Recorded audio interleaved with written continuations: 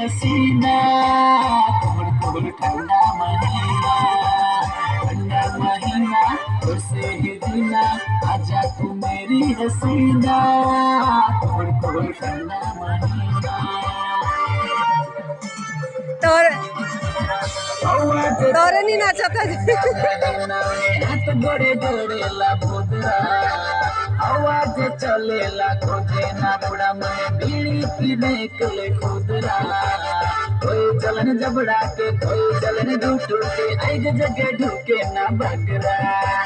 कोई चलन जबड़ा के कोई चलन ढूंढ के एक जगह ढूके ना बगरा ठंडा महीना तुझसे ही जीना आजा तू मेरी हसीना थोड़ थोड़ ठंडा महीना तुझसे ही जीना आजा तू मेरी हसीना थोड़ थोड़ ठंडा महीना